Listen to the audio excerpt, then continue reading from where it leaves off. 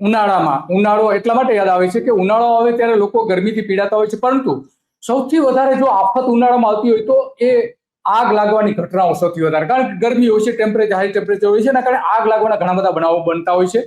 એની વાત કરવી છે કે કારણ કે આખા ગુજરાતમાં આપણે જાણીએ છીએ કે જે આગ લાગવાની ઘટનાઓ છે એ બહુ મોટા પ્રમાણમાં થાય છે.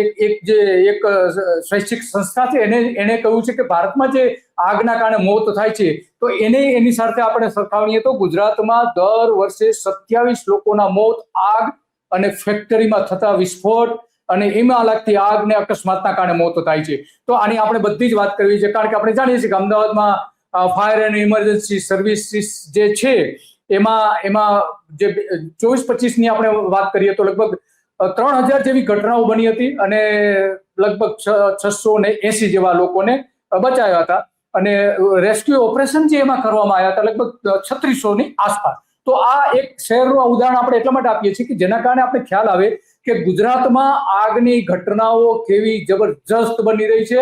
એટલા માટે બની રહી છે, ઘણા બધા જે નિષ્ણાંતો કહે છે કે આગ લાગવાના ઘણા બધા કારણો છે. ભલે ગુજરાતમાં 183 ફાયર સ્ટેશન હોય